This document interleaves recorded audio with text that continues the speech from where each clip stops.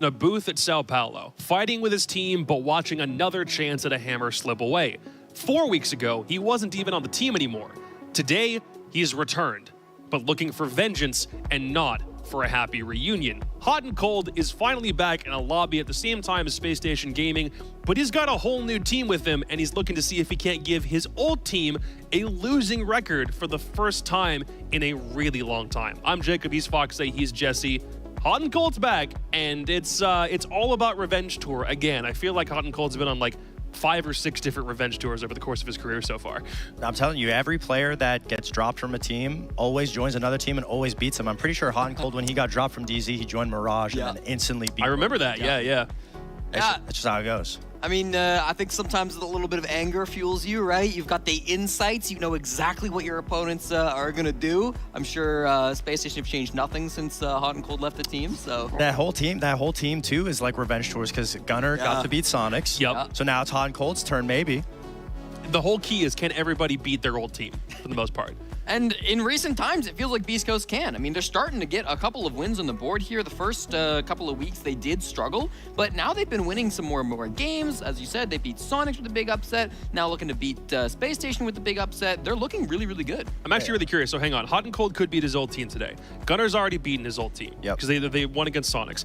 Gav's already beaten his old team because they played DZ and smoked him on Chalet. Yep. So it's just Spirits having to beat Wildcard is the only one that would have to happen after this. So technically, Spirits didn't get dropped from Wildcard. He left. That's true, but he still isn't with them anymore. Yeah, so technically, I mean, the point still stands, but... That's a good one. Ooh, I'm in my head, I'm already cooking up graphics for tomorrow, depending on how today goes. But let's just talk about them in a non-Revenge Tour context first, because Beastcoast are on the right path. They had 2 games that felt like total landslides to start. They weren't. They did just feel like it. They were a 6-0 and then a 5-1 half in back-to-back games that they played last week against typical top 2, top 3 contenders. The 2 best teams that NA had at the Sixth Invitational, Beastcoast took and won by landslides last week. And I think Beastcoast is slowly finding their identity. We talked about them looking sloppy in the first couple of weeks because it looked like they were just taking footage and just trying to adapt to different teams. And obviously, when you don't have much time and you're a bunch of players, misfits players joining up a team, obviously that's going to be the easiest thing to do. But now they've had a little bit of time. And not to, I hope they don't take this the wrong way, but the way that they've been playing almost looks like a 10-man style of play, something that I've personally played against that roster in like an FPL game. And they're just so overwhelming with where they're coming from, their constant aggression, and just the constant focused on just getting the diffuser down or just trying to slay out. Yeah, and I think the biggest change for Beastcoast throughout the weeks has been on their defenses. Week 1, they didn't win a single defensive round. They didn't play any rounds. They had the first week off. Week 2, they ended up winning 8 defensive rounds, and that was only out of 18 total. So it was a pretty low average overall, 44. And then week 3, they also won 8 defensive rounds, which seems about as good, but they only played 8 defensive rounds. So that ends up being a 100% successful defensive win rate. I believe after week 2, they had the lowest defensive win rate of any team in the North American League. To follow that up with a perfect defensive week through 2 separate maps is mega incredible, mega impressive. And I really think it does come down to the fact that they, second week, were kind of playing a different identity. They didn't really have their own strats. They were kind of stealing from other older teams. And then B, just playing smarter through that 3rd week, playing to stall time rather than giving up their lives early, making sure that they're not taking bad gunfights in the early round on defense. I really liked the improvements we've seen from Beastcoast so far, and I really hope we see more of week 3 Beastcoast than week 2 Beastcoast today.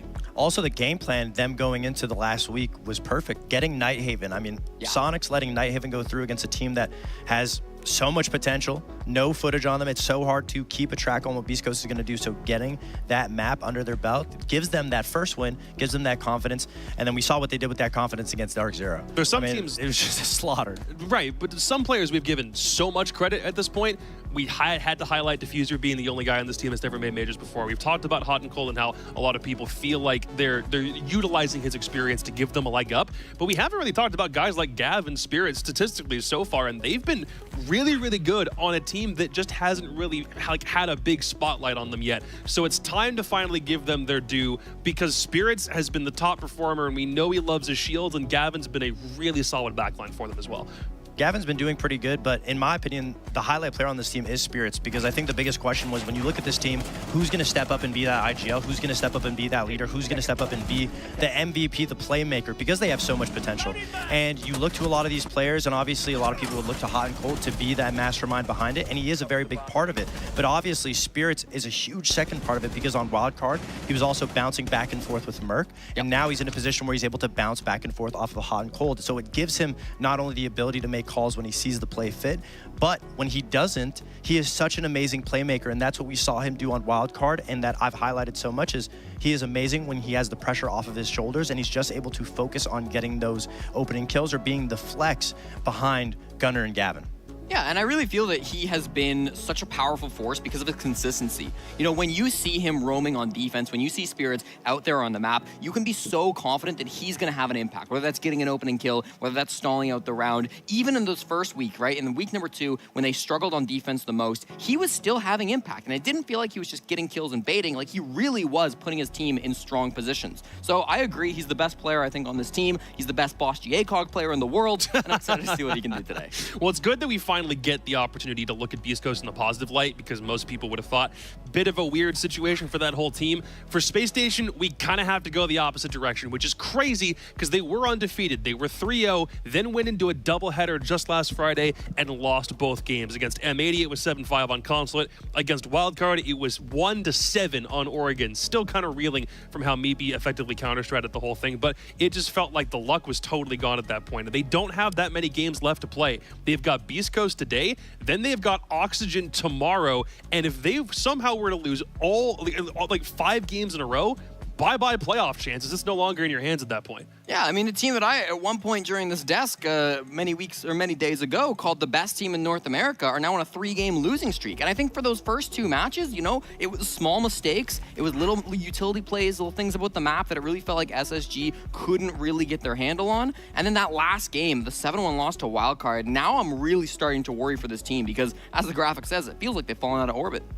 Just a little bit, because SSG has such strong adaptability and they're so good at relying on isolating these 1v1s. But I feel like the biggest issue on SSG's side right now is too many cooks to the kitchen. That's what it looks like, at least on their defensive side. Their attacks are very good because altogether they're isolating their first initial pick. They're a very fast team. They see the opening, they go for it. But when it comes to the defense, you can pay attention to it. It looks like every single player is on an island of their own, and they're relying too much on individual gunplay that, unfortunately, when they play against teams that are also bringing that gunplay in, are feeling just as hot, they just aren't winning those gunfights, and then there's nobody else to trade it because they're relying on so much individual play, and they have amazing individual players, but they're so good because of that adaptability on attack. I want to see them continue to keep that adaptability on defense. Cafe is the map that's been selected here. Beastcoast start on defense. We've seen Space Station already take this map 1 point. They did it against DZ. That game was, at this point, what seems like eons ago, which was only realistically about a week or so ago. Gentlemen, Cafe opinions. I think they're very adaptable on attack, and I think when it comes to defense, if you go to a map like Cafe that's very defender-sided, you don't really need to adapt too much. So I'm gonna go with SSG. I think they're definitely gonna be.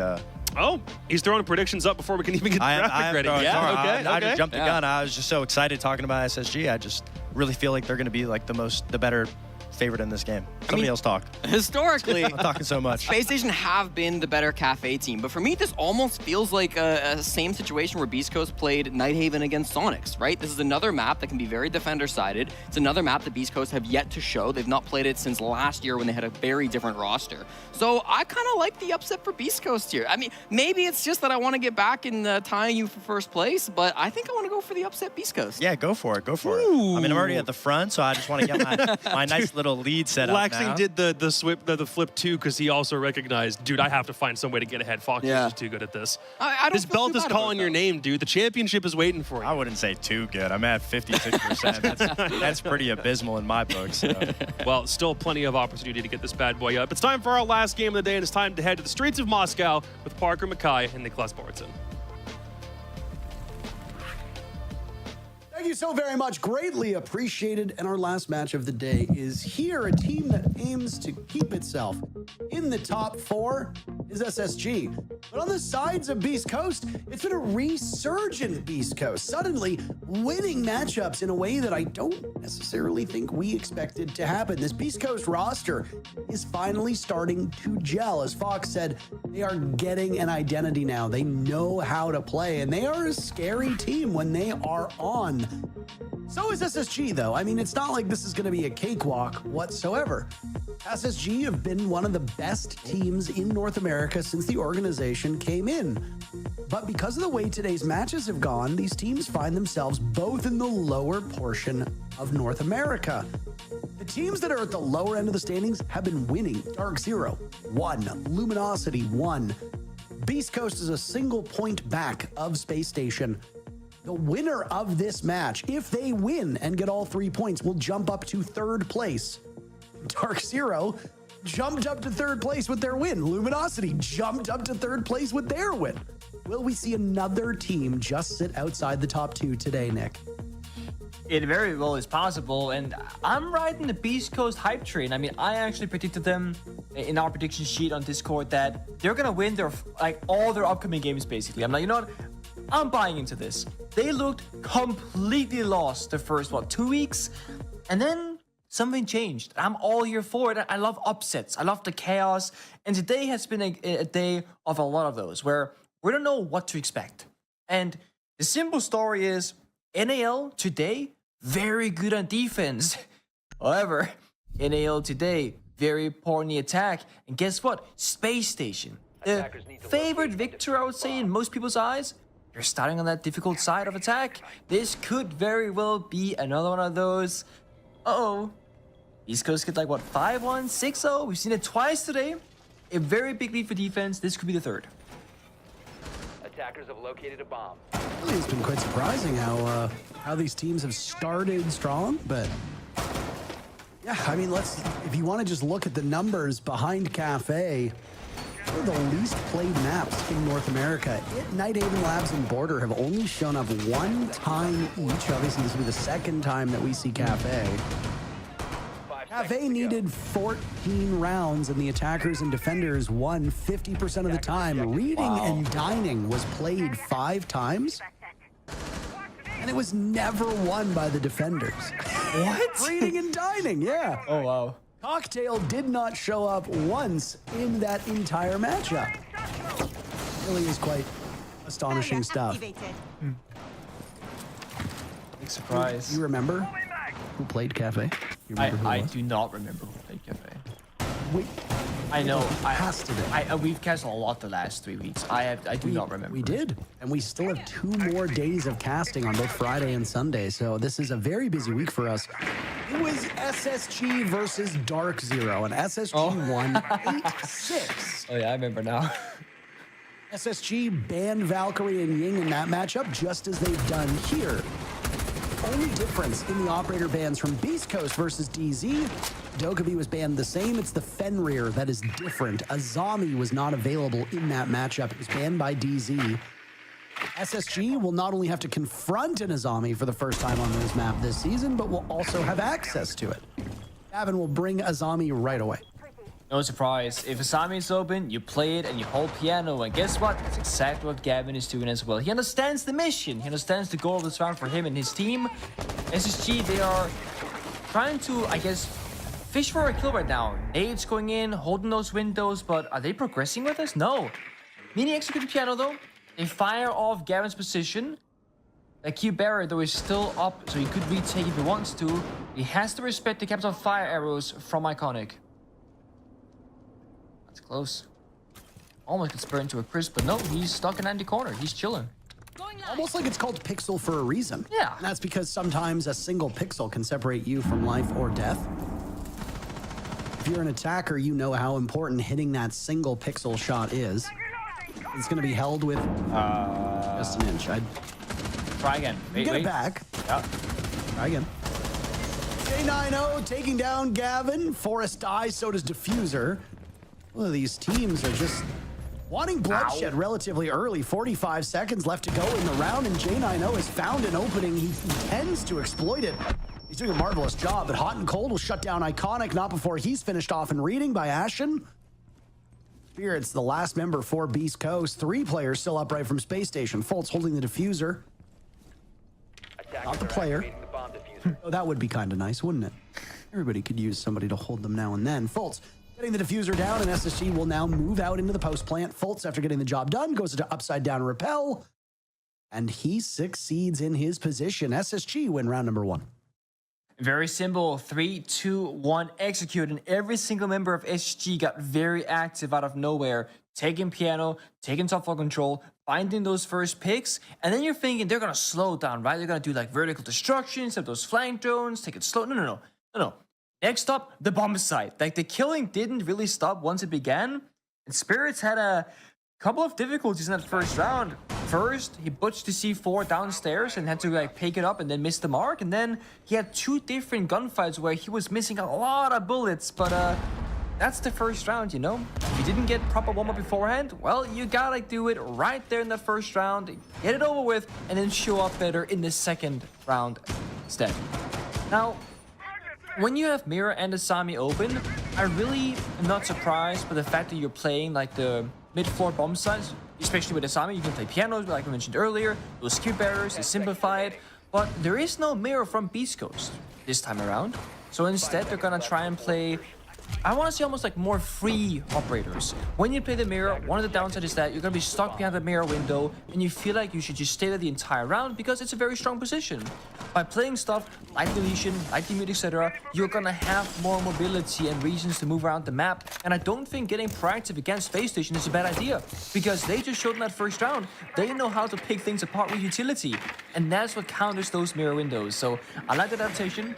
HG themselves are going to pick up the Brava, Twitch, and the Flores. So we might have to spend the next 60 seconds just watching drones because they have drone operators.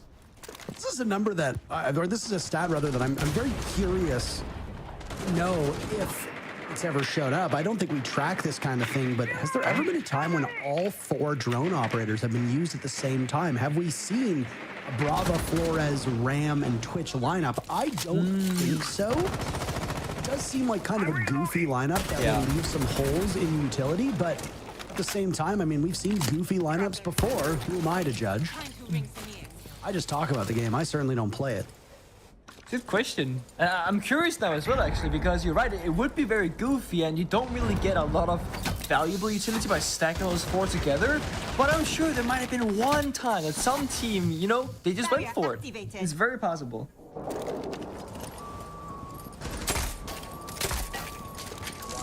An upside down repel on, or well, rather right side up repel. Now that became an upside down repel, and it's no repel at all. Ashen was outside on white window. Down he goes. East Coast off to a good start here in the second round. Half of the round has transpired, and you've picked off J90 and Ashen. They're out of there. I mean, you get those picks, fall back to side, stabilize, play those crossfires. Yeah, SSG might get one single kill, but it comes at a cost. They trade it right back. 4v2 now still. With a minute to go, Cannon Hatch opened up, but Space Station in this round, they got a drone. They gotta try and find the free kill because you cannot approach the bomb site without enough manpower, and they certainly do not have enough in this particular round. You have 3 flashbangs rather, and 2 smokes. So with good utility usage, they can deny some of that crossfire and maybe get a kill somewhere. Where's Forrest going? I mean, it's a great question. He's zooming. At this point with SSG, you need to try to get as quick of a pick as possible and turn around and push the bomb site. Diffuser might have an opportunity to heal himself back up, but he's very concerned with where Forrest is going to push from. There you go. Diffuser healing back to full HP and then some, leaving Fultz to drop into the bomb site, and Diffuser and Gunner will handle the rest. East Coast answer back. It won't be a lopsided first half as Hot and Cold's cat rolls around in the backwards. In the back room. Did you see that? I think it's a cat. I think so. Cat cam. Cat cam. That's a dog. A dog. On the bed. That's a dog on the bed. I love how Hot and Cold always makes an effort to put the dog in the background, and it always stands upright. Like, it's never like stuck in the corner on the floor. It's always nicely on the bed, just watching him play the game. Not every player's room is equally clean. Or equally, like, I guess, like, beautiful background, I should say. I like those small, like, Easter eggs that players will have back then. I mean, you have a kind of a goofy camera angle yourself. You got it from the side. Don't like Why it? not a direct on? Why not a head-on shot? Do you not want people to see your kitchen and your living room behind you? Yeah, so that's it. Like, I have a very open background otherwise, but like you can see my entire thing, and that's like a bit much. And also, I feel like my front profile is just a lot of nose and forehead. You know, like I don't have a lot of hair, but my nose is massive, and it's just not a good look. I don't know. Also, like I'm a gamer. Like my nose is like far up, it's slanted. It's awkward, man. I don't know. Maybe I'll try it though. That's like ranked reaction when you die to a spawn peak right there. That was Gunner live microphone call in. What on earth was that sound? It's Gunner, man. This guy's ridiculous. You know, if I'm on Beastcoast, I'm flaming him right now in TeamSpeak. I'm saying, what are you doing, man? Get back on cams! And he says, I will. Fortunately for Gunner, old habits do die hard. And if you recall, Gunner had a lot of those moments on Sonics where, whether it was because the team asked him to do it or because he took it upon himself, he would end up in harm's way and almost never in the right direction.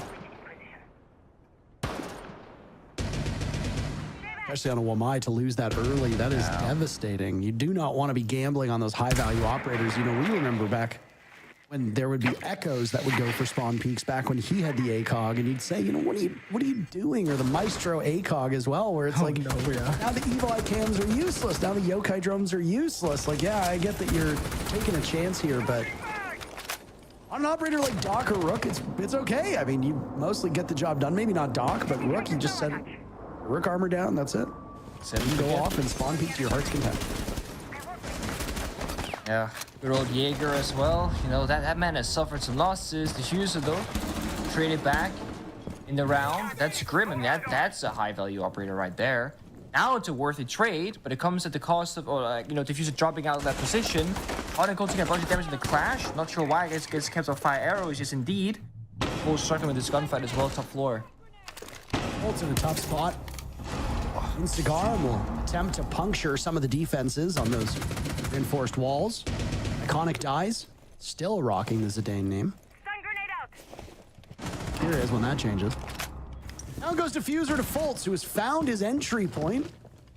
Looked like he was heading over towards White Stairs. Forest is in this spot now, and the clash will run interference. For the time being, keeping Gavin alive, but Fultz is there to come to the rescue. Forest being slowed down. Fultz still playing these angles. All this action is happening upstairs, by the way. Bomb site's not there, though. East Coast reduced to 2 with just about 20 seconds left. And now, Spacestation with that advantage. It will continue to get better. Hot and cold. Have no choice but to pull out the super shorty, and target prioritization looked for a second to be a bit sloppy. Forest lets him hang. That's Spacestation winning the round. We've seen that, so that's the second clash that we've seen today, and in both rounds where she was played, it's the last defender alive with no one to help. And again, like the starting round was for the clash was not poor. They forced out both counter fires, forced them back towards that back end of the top floor bomb site, or what would be the bomb site of Cocktail essentially, but not decided in that round. But Clash just kind of walks about, saps a bit, and the teammates behind her always dies. There needs to be a more proactive play in that round, I feel like, if you're the Clash player. But also, Fultz. Someone's got to stop this man. He is just dropping down the hatch, walking into Cigar, picks up kills. We don't see all of them necessarily, but they're highly impactful. When Forrest was like top White Staircase in that previous round, fighting the Clash, fighting the side behind him, you saw Fultz kind of pick up those kills from the sideline. And he's 4-1 right now. He's doing great for his team, fighting those opening engagements. East Coast, they are mixed right now in defense, right? They have good aggressive moments where they will lash out and get a kill, but they're not super stable necessarily. When things go bad, they go really bad. When things are good, they go quite well. But they need to get more trades happening when they get into those gunfights, because right now, it's Beastcoast sticking their head into a gun barrel and dying. There's no one nearby to do anything about it. It was gonna go for a spawn peek, and then Diffuser jumps out a window to trade. Okay, in top floor, Forces gets kills. Nobody trades him. Fultz stays alive the entire time. It's just you win the round. Now Space Station, they're gonna change things up quite drastically. They're playing Jagger with the Munty and the Lion.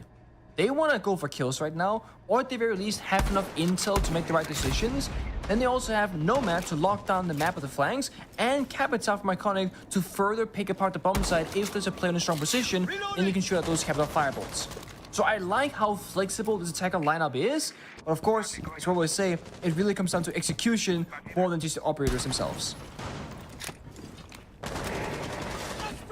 You can bring the best operator lineup in the world, but misplay one valuable piece of utility or bring the wrong lineup for what has been laid out in front of you, because more often than not, the defenders are the ones that are going to tell you what you need to bring. Well, it might all fall apart. There was an air jab that went in as well as one of those fire arrows. Answering the clash, Forrest decides to bring the shield up. Monty, inside a bakery, Fultz dies to hot and cold. That wall's been completely shot open, which allows Space Station to see into coat check. Diffuser's in trouble. Monty working his way in. Spirit sees a small opening, lights up the side. Forrest taking a ton of damage. Might have lost Fultz, but losing to Monty, that could be the death knell for SSG in this round. Yeah, and they're trying to go for direct attack, but the setup for Beastcoast is quite good. They have vertical control upstairs in train mining. They have a lot of players inside with crossfires. Forrest can't really walk into sight because there's just too many angles to worry about, and especially now that he's 1 HP. A single C4 impact grenade that lands too close to him will take him out or injure him. So they gotta figure out a different approach here in this round, because plan A certainly isn't working out. And it's Iconic upstairs. Smoke goes up. What are they gonna do with this? Just walk in? Sure seems that way. Yeah, I guess. Amidst the smoke, Forrest will continue to walk forwards. Oh no, Spirit's in trouble. Forrest able to pull out the pistol, equalizing numbers. And now Forrest continues to walk forwards. The supporting cast of Space Station, though, slowly being whittled down.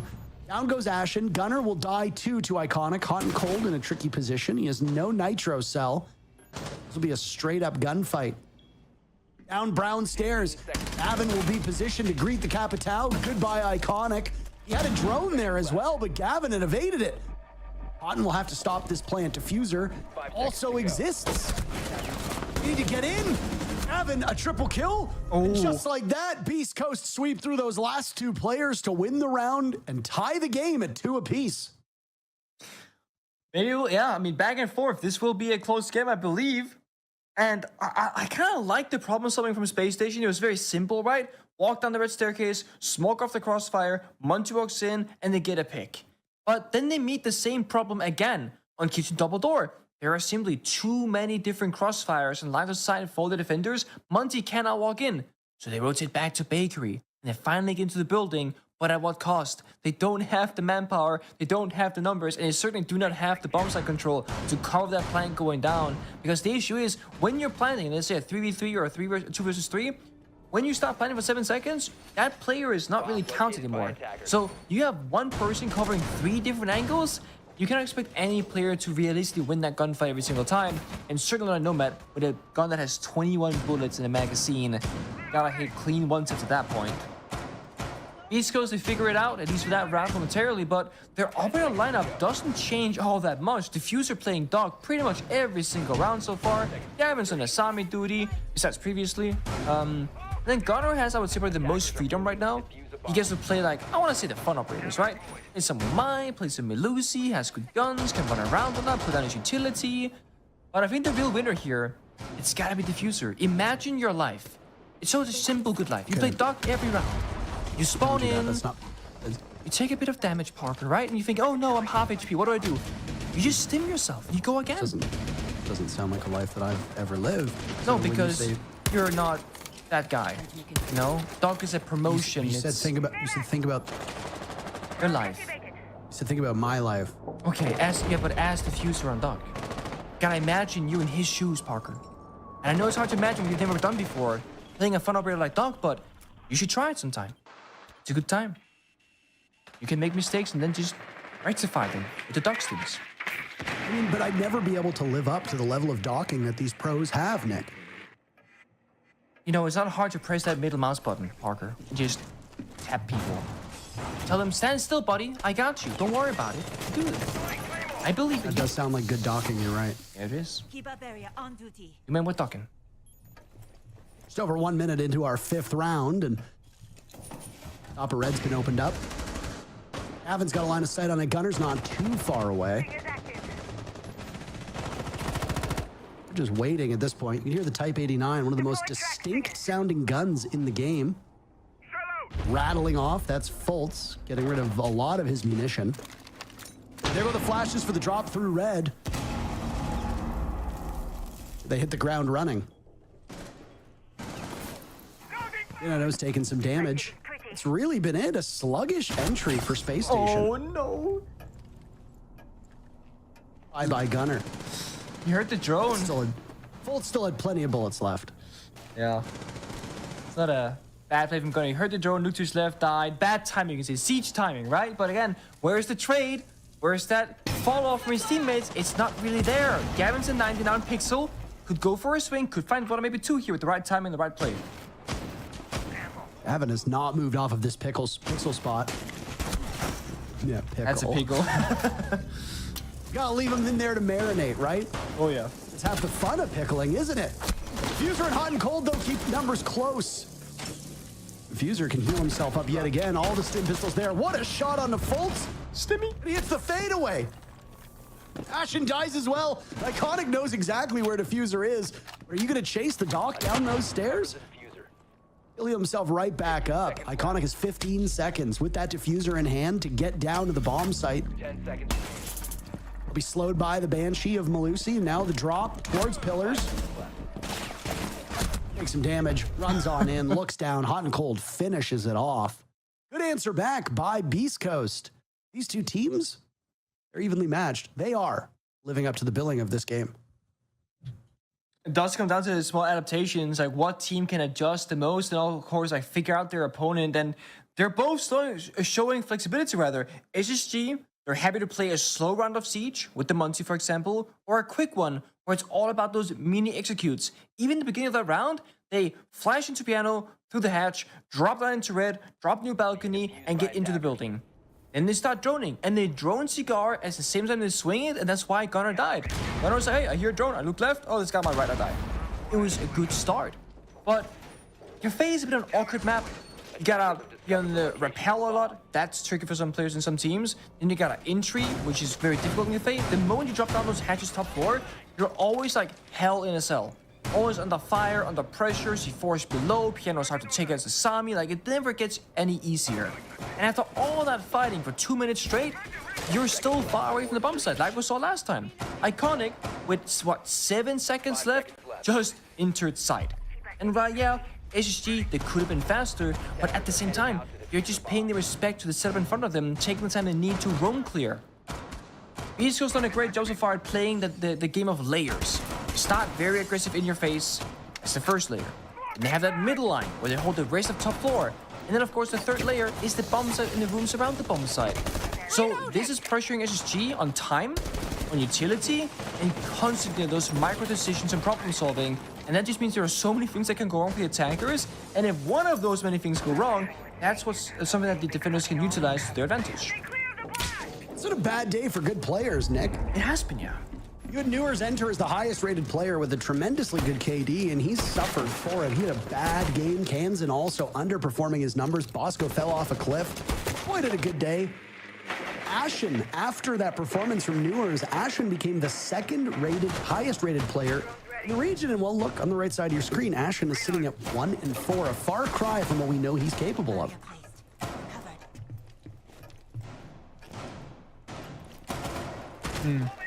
Gavin's looking for something, but there's no action right now. Boring in life, isn't it? But it's coming. Don't worry. There it is. The beast come out. Goes back to Pixel. We've seen this before. No one from Spacestation there in the white window, right on the hallway or staircase to punish his position, or the movement rather. So again, SST, they're very slow. They want to set these things up to be perfect, but it's a hard round to play perfectly here in Cafe. Sometimes you gotta go for broke. And Gavin, though, they start off well in that fight before. There you go, Ashen getting onto the board, giving his team an opening. Earlier, first kill than we tend to see so far through this matchup. SSG need everything they can get. Not just from Ashen, but the rest of the team. And J90 understands the mission. Hot and Cold dies. Fuser is still there as the player, not the objective. Surely That's that will get confusing for people without the visual aid. Just a brief lull now. Pardon me, never mind. Gunner decided that engagement was worthwhile. Spirits goes down. Gunner will fight for his life in this position. Sidearm out. He wins the fight against Ashen. Fuser is going down, and Diffuser, the player, is far from it. He won't have any influence whatsoever on this bomb site. Last two players from Beastcoast that still have a pulse far removed from the actual action. Ooh, beautiful shot by Diffuser. Foltz has fed the inside of his head on upside down rappel. Diffuser traded out by J90, and now it's a game to see who gets the final pick onto Gunner. You can see from his expression, there was no hope at all. A 3-3 first half. Neither team any better than each other. So when we heard the mid-round calls and technical timeouts the last few weeks for Beast Coast, the way they went about it is they called Diffuser D. Because then they say D, pick up Diffuser. To make it a little bit less complicated, but still, having a person or player called Diffuser in the same game where you have an actual Diffuser, it's... I am surprised that he chose that nickname when he first started playing the game many years ago, because it doesn't work that well, does it? Not in attack, at least. Defense is okay. I think the question needs to be is how much thought process do some of these players actually put into branding? Additionally, Fair point. was Diffuser using the name Diffuser before Rainbow Six even existed? I've been using the name Interrobang for well over a decade at this point, almost 2 decades actually. And I don't know if I've told this story on stream before, on the actual casting stream, but the reason, a key part of why I shortened my name from Interrobang to Intero was because there is an interrogation in this game, and the word bang has another connotation to it that maybe is not PG, and I can't say it online. Let's just say that there was some confusion as to what an interrobang is. It's a grammatical character. It's an exclamation mark and a question mark merged in one. Now, if you're listening to this, feel free to put some interrobangs in the chat so people understand what it is. Nice. But that didn't stop people from misinterpreting my name and thinking that maybe there was a certain act that was happening during interrogations. And I thought, you know what, maybe I should rebrand a little bit. So I dropped the bang, and it's just Intero. Nice. You do have to ask the question, how many of these players are conscious of branding? Because, I mean, people will run different names. People change their names all the time. We have players with the same name, for example. There's multiple Astros. There was multiple Aces. Yeah. Drone activated. You'd think at some point people would maybe change. Either way, I mean, I think Diffuser is a cool name. I enjoy the spelling of it, but yeah, it makes my job a little bit more challenging. Oh, I feel you on that. In the early phase of the first round of the side swap, Beastcoast gotta show us how they're going to attack, and they bring a relatively different lineup, showing the gridlock. No Nomad needed here, apparently. But of course, gotta bring that Ash in case of a mirror window. Capitan, the Grim, always good to bring. Ashen gets the opening kill. That DMR defense is so strong with those long lines of sight, but he's not done yet. Down goes Forest. Ooh, Ashen taking way too much damage from the fire, and now stepping on those track stingers. This is a bad spot, but Ashen somehow pulls it off from this position. Nick hits the Claymore and punches his way back in. You have got to be shitting me with that one. He is him! Main character right there! And it's always on Cafe where he pops off, it seems like. Oh, man. I did not know that we had Timothy Chalamet in the server, Nick. That is incredible. What do you do against that, honestly? I mean, they did everything.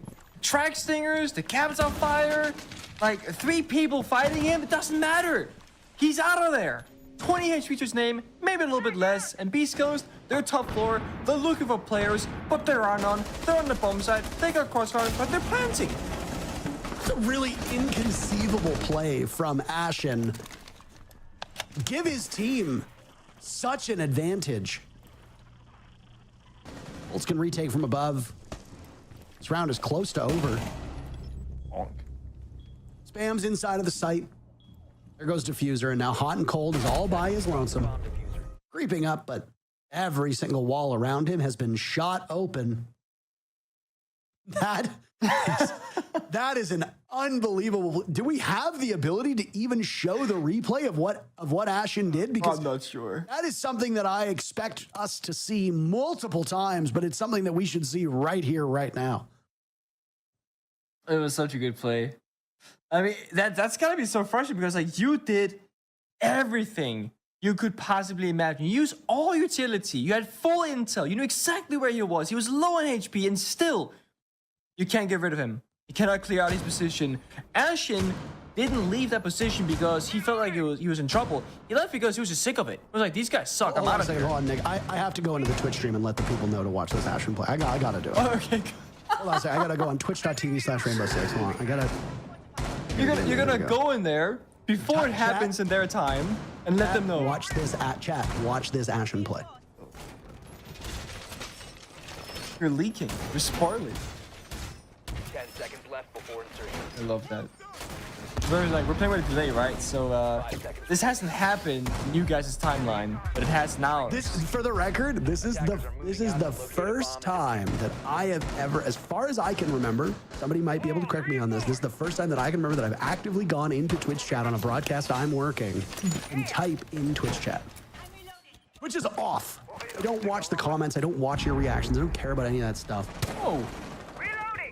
Well, when I'm working, it doesn't impact my ability to cast a game. But you care about the fans, obviously, right?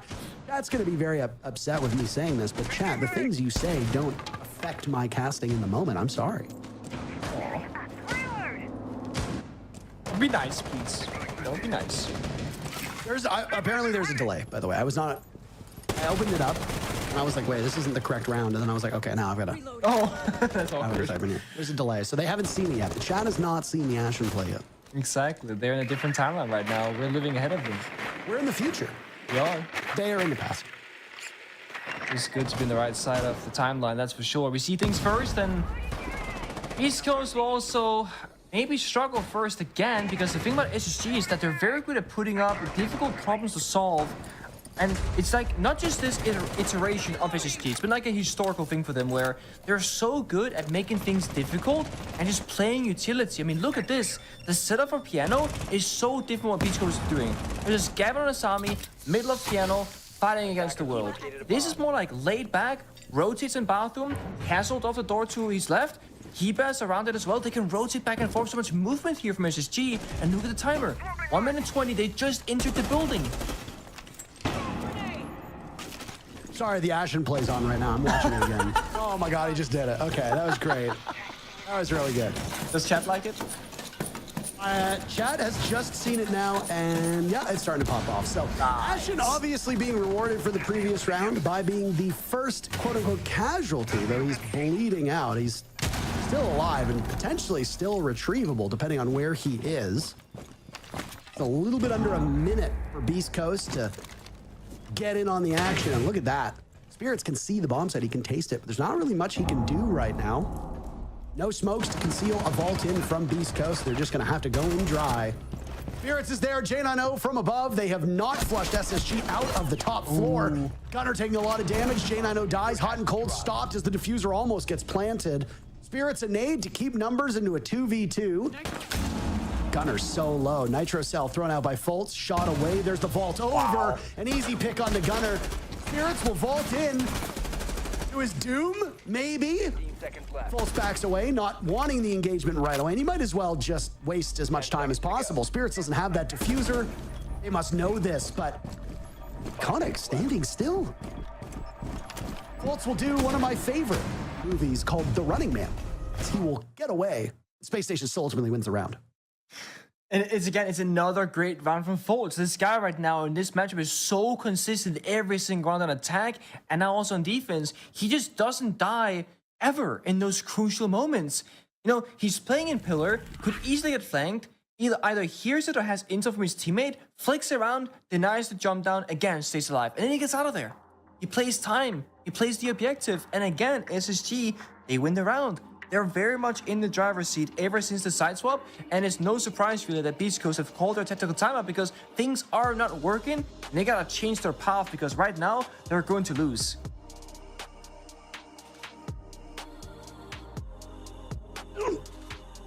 really think we've had great games today if you just go by the results, right? That's fair. OXG got blown up by Dark Zero. Then we saw the LG blow up delivered to Wildcard. Los M80 was an entertaining enough game. But SSG Beastcoast has lived up to the billing, and I genuinely thought this would be a close matchup. I was hoping for it, and we have not been disappointed. Very close to full Skinnergy. I think that was Spirits who, the only player that didn't have it. Big ups to SSG, by the way, for putting Jinxie into their R6 share player card. And skin and Jinxie's uniform. content is not the type of content that I watch because I am 33 years old. But I can understand his appeal while still not watching it myself. And I think what Jinxie has done for this game is undeniably great. And to see an org like Spacestation take care of a player like Jinxie, he's a player and he's a streamer, he's still a player. Take care of somebody like Jinxie and to immortalize him in the game is a huge honor. I mean, Jinxie obviously has some player charm as well. You and I both happen to have charms in the game. Jinxie has one too. It's a huge honor, and I know what I felt like when I got it. I'm sure you probably were very honored and touched when you got yours. Certainly. But it's not just a charm though, because not everybody sees charms, but everybody's going to see your player card on your team. It's also just a shrewd business move.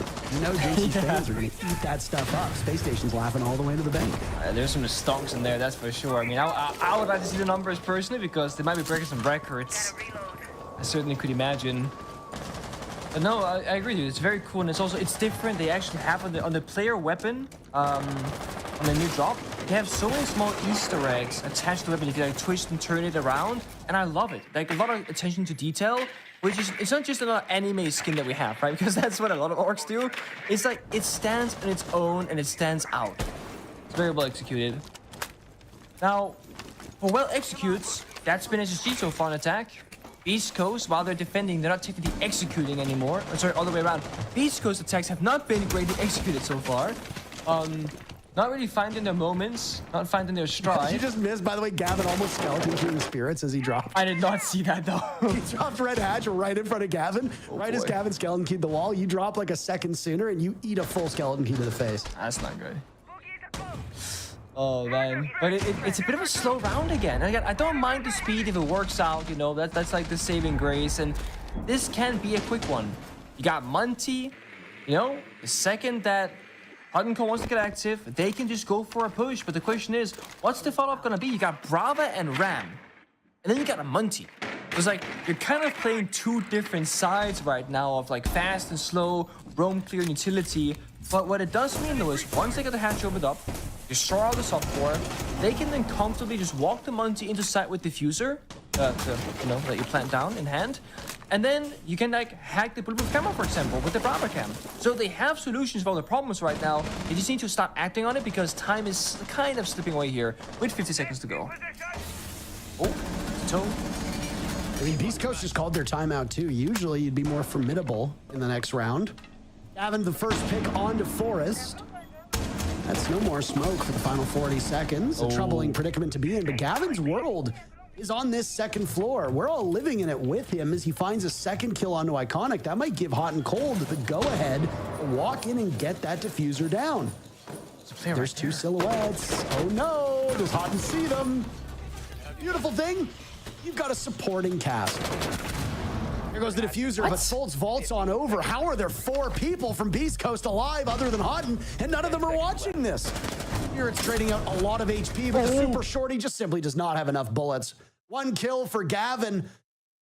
Beastcoast fall apart at the seams. Frustration might be setting in. A successful round by Space Station. Another defense going in their favor.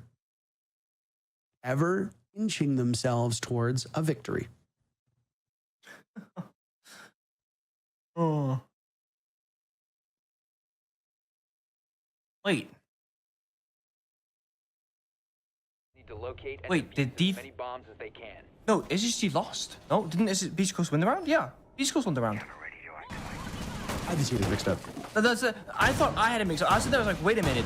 Did this shotgun 4K happen? It's fine. You know. I had to. No, we're good. We're good. We're so good. I thought that, in my defense, I thought the time ran out before he died. Oh, okay. Yeah, to be fair, it was very I thought close. he got down. I thought he either got down right as the timer hit or the time ran out.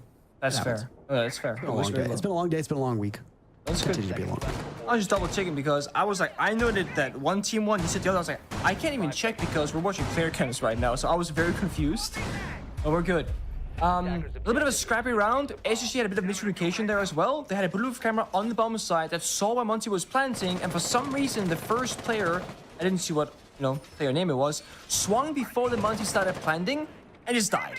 And then Full saw the Monty plant, jumped over and got the kill. You have to wonder if the first person didn't mess up the timing, maybe they actually win that round. I mean, again, small things. But I like this from Beastcoast. They find something that works. Again, the Monty, that was the big win condition. Get into the bomb site, hand down that diffuser. It's an easy process. Very few counters on defense to deal with that operator. So now they bring it again. But guess what? SSG, they have now prepared for this. They bring the mirror. They bring double C4. They're playing iconic on the Echo. Those Yokai drones can stun the Monty, remove the shield extension, and then you can make a play with that and try and take him down. Or if the timer is simply running low for the attackers, plant down 0 seconds. We've seen those rounds being won by Echo before. That too could be one of their win conditions. But both teams try to find a new way into these rounds. Of course, if you're the attacker, you need to try and control the pace. If you do an attack, it doesn't work out, you do the same attack, you lose again, that's your bad. So you have to try and figure out, okay, plan A is not working, try and go to plan B. If plan B doesn't work, you don't go back to A, go to plan C. Gotta go through all those letters and just try to figure out which one actually does work consistently. Right now, that's Monty. We see right now the pace they're setting. They walk into red staircase. Now they're in train. They're getting good intel. And they're like actually approaching the bomb side. But it's a 5v5. There are a lot of guns facing the bomb side direction. So Beastcoast need to kind of weaken it somewhere. Either attack upstairs, have utility on the bomb side to deal with it. Goddard does that. He finds a kill onto Melusi. That's a good start for them. I mean, Gavin was the one who really broke that previous round open. Remember how, like, 2 rounds ago, I said that I don't care what chat has to say? And they were probably very offended that I said that. They're probably cooking me alive for getting that round call. They get the final laugh. And I'm the yapper who says silly things. They just get to sit there in anonymity and just roast me. Diffuser's getting the diffuser down. That's easy. A very fitting name. He is inside hot and cold. Yokai drone gets into position and a nitro cell is tossed out. Neither of them quick enough. Fulton, J90 in the grave. Ashen will join Beastcoast. Then 2 kills of a flawless round. Iconic now playing by Pillar. Ian Forrest scavenging for a kill. Both got weapons with high rates of fire, but you've got your targets to find first. A shotgun actually for the Echo. Presumably expecting a closer engagement. Beastcoast now win 2 in a row. No doubt about the result of that round. So, saving grace of mine. Tie game, and is this a Space Station timeout? It is. Yeah. No listen-ins today, by the way. For people who are curious, there have been some audio issues. We mentioned this in map number 2, that we were without audio for all of map 1 and some of map 2, and I don't know if that extends to why there are no listen-ins, but unfortunately, we don't get to hear the players talk. I don't know if it'll be coming back. I'm hopeful that it will. I think it was an excellent addition to the broadcast, because people that watch this don't always get a proper listen-in. They don't really get to hear or see how teams compete. It's almost a mystery to them. And I think it's great stuff for casual fans. Coming from hockey, we do mic'd up players quite a lot. I know that other leagues do it as well. I believe the NFL does it. But it's always great to be able to sit there and hear what is said, because it's such a different world than what you're used to. When you watch this contest, you hear me speaking, you hear you speaking, you hear Ace and Dez, you hear Lynx and Stokes, you hear Luke and Hap. You hear all these different duos talk, but you never actually get to hear the players actually speak. And the only time you do get to hear them is in the Winters interview and typically you'll get a couple like, it felt really great to get the victory. we worked hard, and you know they were a good team, but you know we were better. You gotta get look, Nick, you just gotta get pucks on net. Okay, you gotta get pucks deep. You gotta get pucks on net. Okay. What does that even mean? It's from hockey. Okay, sure. I don't speak hockey. What does it mean? It doesn't mean anything. That's the whole point. Okay. The whole point is that when they're like, yeah, you got to get pucks deep, it's just pablum. It's garbage. It doesn't mean anything. But to actually hear the players strategize and to hear the insight that coaches can give, because when we did the listen-ins in NA, it was wild to actually track the difference in the way that coaches gave information and advice to their teams. And you know, you have your own experiences with Shas as to how he goes about it. Hearing somebody like Redeemer do a timeout versus Call Out do a timeout versus Mint, they are all wildly different from one another. It's true. And we spoke about branding earlier, right? Like, the biggest thing about Pro League is like, why should the fans care to watch? We need storylines. We need exciting things to happen. And, you know, when we get some of that insight, that is a good reason as to why people should care. And you start getting your favorite players, right? Someone like Asher, who's in the server right now, he talks a lot, you know, doing interviews, you know, post and pre-match. And we've seen him come to yelling at LAN events. He's gotten a lot of fans from having that kind of like persona. He's not just another boring Pro League player, so to speak. He has something about him that stands out. And he talks a big game, and he plays a big game, and that's excellent. Right here, he's 5-8. So overall, not the biggest pop-off, but he had that round previously where he had a huge moment, one of the first defensive rounds for SSG. Since they're gonna be cold though, a little bit quiet. And to no surprise, guess what? Hot and Cold's playing Monty again, because it works. It's up to SSG to counter, to have an answer for this operator, or Beastcoast will keep forcing it, at least until it stops working for one reason or another. But the big surprise factor right now is not the Monty, it's Kali. Spirit is playing Kali right now on that 5-5 round score. He's sitting in spawn. Is he baiting? Is he locking down a rotate? Does he have an angle here? I don't know. But he's doing something very different from the norm. Hold on, Diffuser going down yet again. C4? Beastcoast were quick to do it in the previous round. Forrest will gain information. He's a little bit too slow. Otten dies for his troubles, but the Diffuser still goes down. Fult's now taking a beating. Ashen as well. They're both reduced to 1 HP. Spacestation will jump on it. He'll try as a human shield wall to dodge the bullets, but it doesn't work out. A brawl ensues. Both players from Spacestation are outside of the building. And Gunner prevents them from getting back in. A flurry of kills and Beastcoast prevails. You know, that entire beautifully played, very chaotic round only happened for a very simple reason. The EMP stopped the C4 from taking down Hot and Cold while he planned it. Because the C4 was tossed by the mute, it was midair, it wasn't shot. But they were spamming those stature EMPs while planting, and the EMP actually hit the C4 midair before it hit the ground. That's why all that happened. The beauty of the teeny tiny details. And I love how fully committed both teams were to that post plant, jumping out windows, trying to retake, and becomes defenders outside the building, and the final attacker being that final boss inside the building, locking down both of those windows. The only real way back in for SSG denied. And Beastcoast, they have found, again, the solution. And SSG, a team that I believe are known on defense to have good adaptations and able to read like the pacing of the rounds and the pacing of the game. They have not figured it out ever since the Beastcoast changed their approach, specifically with the Monty. You're being caught off guard, they don't have the answers, and they keep getting surprised 3 times in a row now. We finally see some sort of direct counterplay in Clash and Echo from Forrest and Volts, but this is coming very late. This is match point. It's just down 5 and 6, and it's a kitchen and kitchen defense. It's not the greatest bump side to play those operators because if Beastcoast they roam clear, they take top floor control, they destroy the entire floor in terms of like vertically, you can't really move around a whole lot. The only thing Beastcoast they gotta do well this round is be quick. Because Clash and Echo slow you down. If you don't have enough time, you'll have nothing left when you get to that bomb side. Well, they've gone, flawless, Beastcoast, since calling their timeout. True. SSG called theirs in the previous round. Callouts, timeouts. It's a mouthful to say. Usually have great success. There was a time where we were actually tracking timeouts and then rounds one right thereafter. It was actually not at the SI that just happened, but the SI before that in 2023. And callouts, timeouts were almost always resulting in an immediate one round, sometimes in two. Obviously, different SSG, different identity, somewhat. You're not necessarily going to have that same success. That was, of course, when he was on Astralis.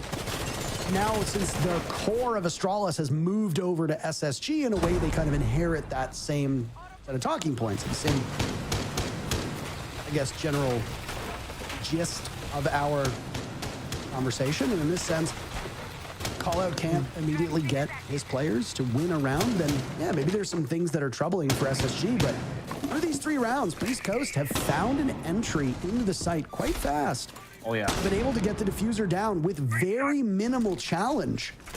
I don't know if it's just SSG not being prepared for quick aggression from Beastcoast or a lack of information, but I hesitate to say it's lack of information because there are echoes, there are solaces being brought by SSG, and yet it always seems like they're about 5 seconds behind whatever Beastcoast is doing. That's why I like this from too, because now it feels like they've kind of figured it out with the Arbiter pickup. You see Clash still in the bomb site, very much alive, same with Echo, but Warden, he's gonna get isolated. He's dead. Down goes J90. Could this be?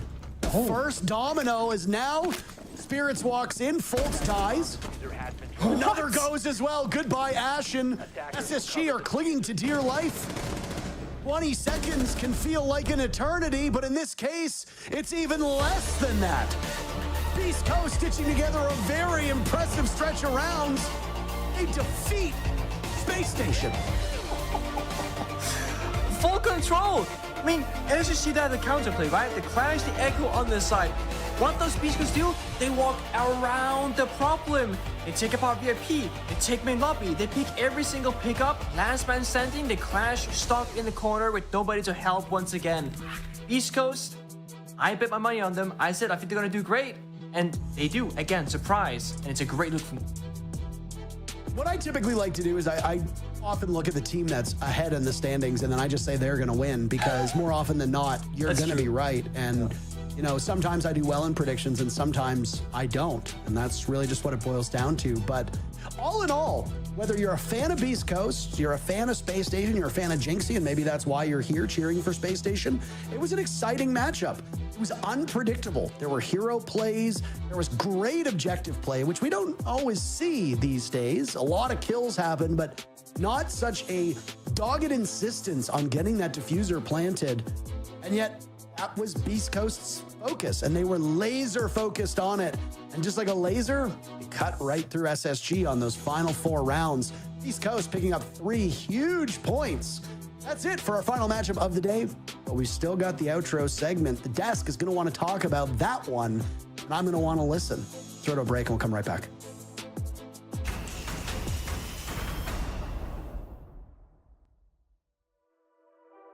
Stage that went totally undefeated and then just dropped off a cliff.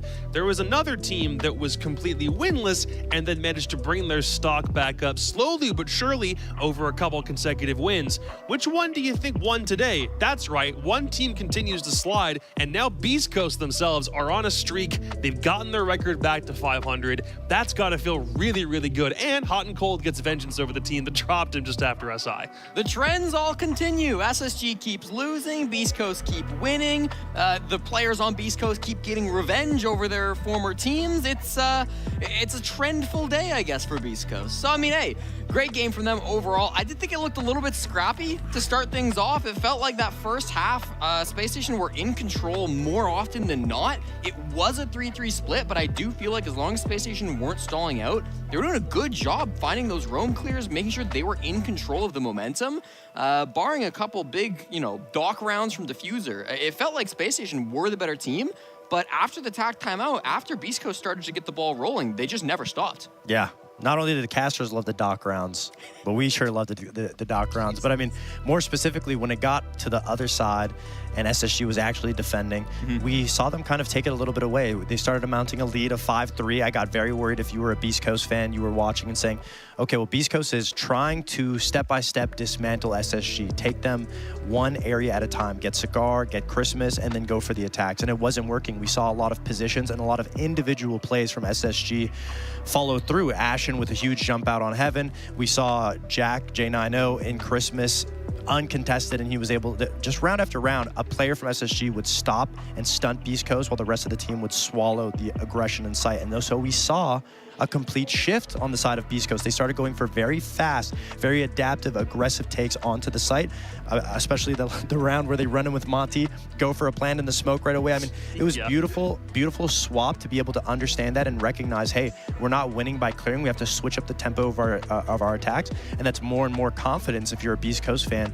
more and more stock, like you were saying, to just see that adaptability not now just outside of the server, but inside the server. God, professional yapper over here, Fox saying all the right things. We focused on Spirits at the beginning. Let's focus on him here again, because even if he's not the flashiest player in the server, what he's doing still means Beast Coast have enough leverage, just enough to make sure that most rounds go in their favor. And so far through these past 3 games, if it's not for Spirits, these games don't go their way. And he didn't have too much of an insane performance when it comes to kills and frag potential in this map, but he was pretty much the flex on support, and the flank watch, so you say, is more of a dying position, but he was that flank watch. And on a map like Cafe, especially with SSG, with how dominant they are with that lurk or that man in those positions, more often than not, Spirits was the man that they'd have to go through. And on the attacks, he was the person that was stopping it, allowing his team to be able to successfully get plant down or get the position that they needed. And so I think he definitely needs his roses, because we commended him before the game that because of him, he is able, if you take the pressure off of his shoulders, he's able to flourish. Biggest thing for Beast Coast, though, those 2 first defenses that absolutely get stuffed, those like the Ashen round, the 7 and 8, those are rounds that Beast Coast can basically ignore. What's the one adaptation they made that won them every round since? I mean, it had to be the Monty. It was the Monty. The Monty felt like the Mon-Key.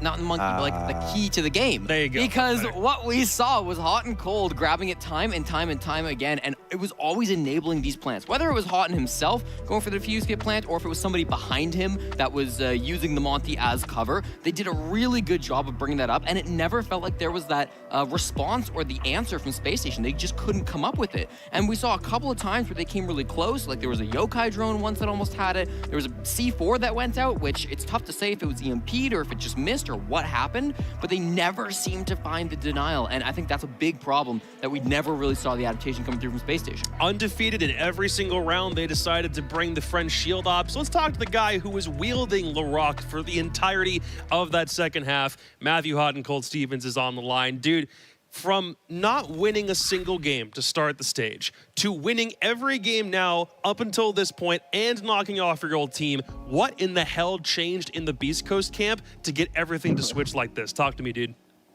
I mean, I don't think really much changed. I think since the beginning, like we had very good scrims against most pro teams that we'd scrim. I think the only team that we kind of got slapped up by was SSG in the beginning. But I just feel like we have a lot more confidence in each other now. You know, like we're all playing as one instead of playing as individuals, I'd say. Matt, on round 9, you guys switched to the Monty. You guys went for this fast, aggressive play to get the diffuser down. It wasn't like the other rounds. The other rounds, it was a step-by-step clear. What was the communication like in the round to say, hey, we should just go for the plant right now?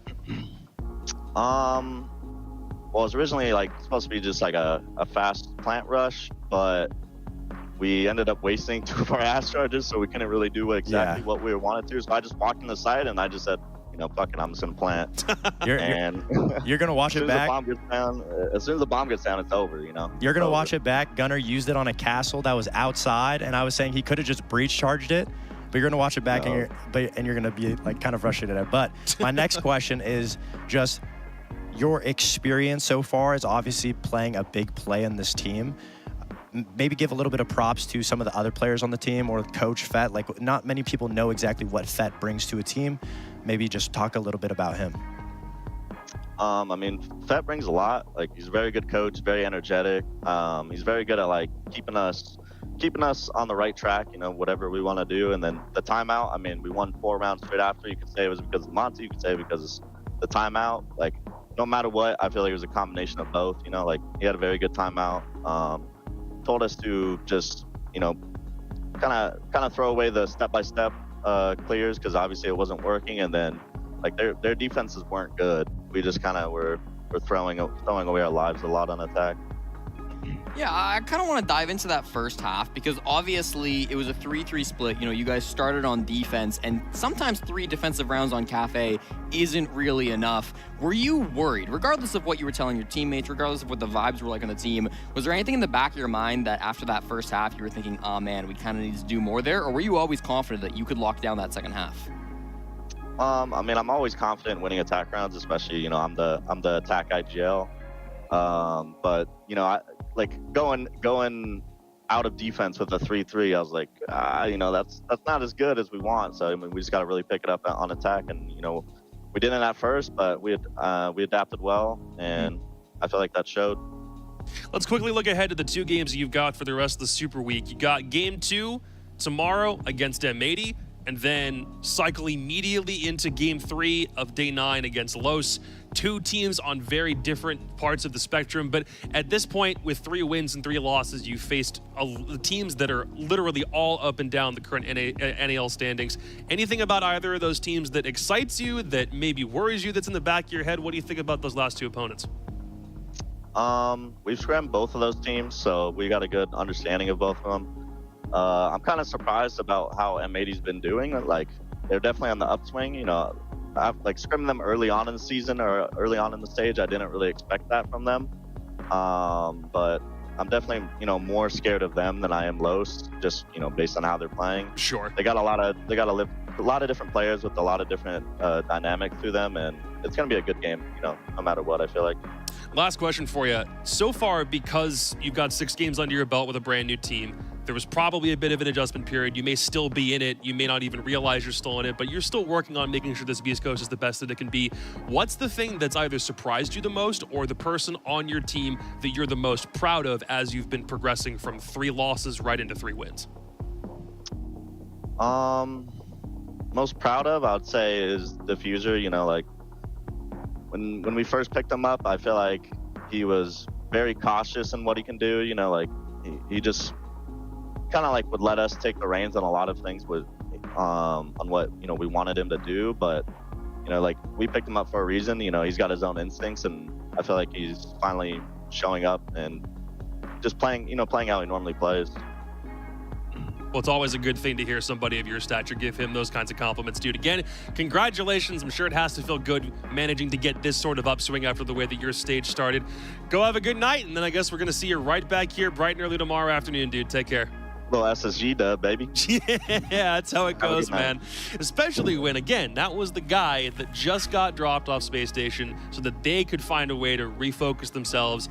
And how's that going for you right now, guys? I mean, I get the impression that SSG became really unpopular, not just internationally, but within North America, not just because of Ashen, but every time I see someone having defeated Space Station, there's a tweet right afterwards being like, keep on talking smack because it's going to bite you in the butt. And in most cases, for 4 games in a row, it's done exactly that for Space Station. I think it's great. I mean, obviously, you want to have some fire. You want to have some personalities to love. And I think Pengu actually mentioned that Ashen was somebody that was a personality, not just a boring pro. So I don't know who he was. I don't know who he was referring to when he said no, that. I know what you mean. Yeah. But I mean, I will say it's good to have just that passion and have a person to, I guess, look to and believe in as a community. And then obviously, it feels just that much better when you're able to shut that player up. True. Yeah, I think you always want to have somebody in your team that can fill that role, somebody who can be kind of the face of the squad, can get everybody else motivated. And I do think that Space Station, while they're on a bit of a spiral right now, while they've lost their last 4 games, I do trust in their system and the coaching staff, particularly with Callout,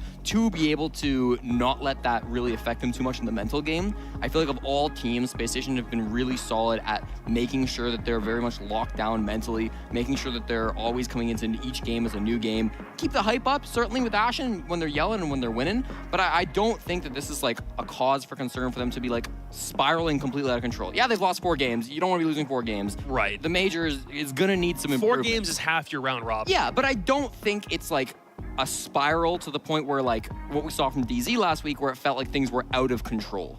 Sure, where DZ loses a game, only wins 1 round. At least Space Station had an idea, and then it was just the back end of the game that felt like that was the part that really, like, they lost full, but only after it got to, like, round 8 or whatever. Yeah. Different story there. Yeah, I mean, Beastcoast beat DZ 7-2. Mm-hmm. And this game was a lot closer. So, I mean, I agree with you. It's not just a big enough spiral for panic bells to go off. I think a lot of the games that SSG have lost have been close. They just need to be able to tighten it up. And I mean, they have the time to do so. And all they got to do is really make it 2 playoffs. And then the best of 3s is a whole different ballgame. Well, the crazy part is because of the way the NAL is currently spaced out, 1 to 2 points is all it takes for you to shoot up about 7 or 8 places on the standings. So we'll get to that in a second. But just to recap for what we had today, everything kind of got turned on its head. For the most part, teams with losing records won the day. M80 was the only case of a team that came in with a winning record actually getting a dub. And DZ, Luminosity, and Beastcoast, all of which probably were painted as underdogs coming into today, got a full 3 points. Has to feel good if you're any of those 3. Yeah, and Los too. Los got close. They did. Oh, that rhymed. Los got close. All the underdogs got pretty, I mean, they mostly got the win, and then Los got close. Yeah, I don't think any team here is walking away too sad. Maybe Space Station because they're in a bit of a spiral, but I do think that, like, all in all, you're either a team who's looking pretty good in the standings anyways, like Oxygen or Wildcard, or you're a team who showed a good game today and really have started to turn your things around. Yeah, maybe Los didn't win, but they did play better, I think, than what we've seen from a lot of their games in the past. And so it's just kind of continuing the trend of the North American League being extremely competitive. And because it's competitive, the team that was in 3rd place on the standings today changed 3 separate times. So here's what that looks like. It was DZ all the way up in 3rd. Then it was LG, and now Beastcoast is the not only back in 3rd, but now the 3rd team to get into double-digit territory in the NAL. They've got a bunch of games left to play. So does LG. It's going to be really, really down to the wire to see who actually makes top 6. Wait, so DZ's back down to the bottom half? I mean, I take it back. They're not back. They're not Well, back. I mean, they're literally like in the I middle. take it back. They're not in the high section or the low section. They're in 5th. They're right there, dude. Yeah. It's really going to come down to the wire the last couple of days. I mean, obviously, it looks like we have our 2 forerunners that are able to, you know, successfully say that they made it into the Yep, playoffs. they're locked But in. everybody else, it's really going to come down to the wire. You know, isn't it? Is there a possibility of Los still jumping all the way over into Los like totally could. I into, mean, like, a top full 4? 3 points, you can do so much right now. Yeah, I mean, they have 6 potential points in hand, so they could end up at 10 points overall. That would be what? 3rd, 4th? Like, Yeah, it'd be up there. I think it's It going to be would tough be for 4th, Los. yeah. It's going to be tough realistically just because of the games they have coming up. But I do think that, like, it is in the cards that Los could make it. And any other team still has a super realistic shot of finishing top 6. Speaking of the games that are still coming up, schedule for tomorrow, play day 8, day 2 of the Super Week, looks like this. Sonics finally come back into the fold after not having a game to play today. They play Wild Card. M80 plays Beastcoast 2nd. Los get another opportunity to get sub points in the Super Week against Luminosity, who also are on a really interesting streak at the minute. And then at the very end of the day, game of the day in my opinion, OXG and Space Station, which is also Space Station's final game of the round robin. Uh-oh. I mean, you think that's the game of the day. I think Beastcoast M80 after how today went, I Really? think that Think so? might be game of the day. Ooh. I'm looking at Sonic's wildcard. I think both those teams are starting to put up some good numbers. Well, you know what? Now I'm looking at Los LG. How about that? Now what are you going to do? Oh, man. All Oh, of them might as brother. well be that good. Yeah, it's also just critical, again, to state how close the standings can get. Beast Coast at 10 points, Luminosity and DZ at 9 points, Wildcard at 8, tied with Space Station, and Sonics at 7. So even if Sonics currently sit in 8th place because they didn't have any games to play today that might look a little bit worse, it's, again, only a 2-point difference, and suddenly you're tied for 3rd.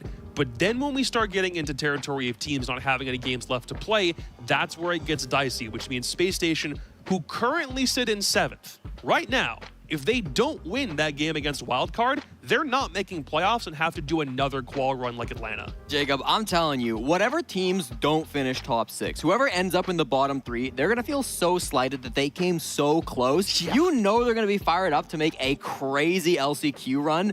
Even once the NAL is over, the LCQ is going to be absolutely ridiculous going into Manchester. Oh, yeah, when it comes to events, especially invites, wasn't it, besides G2 and W7M, Yeah, the last... SSG won through the losers bracket. Wait, G2 also won through the losers bracket, and TSM won through the losers bracket. And So Furia won through the losers bracket as well, W7M. Fury, Yeah, really? they got went knocked the down. best Oh my losers God. bracket run in history. Oh, well, yeah. that losers bracket. Well, technically, yeah, I guess so. I meant like more the LCQ, but you're right. The LCQ You're right. was... That's yeah. true, yeah. It's similar. Yeah. So hopefully, if SSG don't manage to get there through playoffs, then they will have a good chance in the LCQ. But we're not totally done with their run. Their round robin doesn't end until tomorrow. That's all for us on Playday 7. Playday 8 is right back here, 4 best of 1, same time, same place, 5 p.m. Eastern for game number 1. Thank you guys very much for joining us on behalf of everybody here at the Philadelphia crew. Sayonara. We'll see you tomorrow.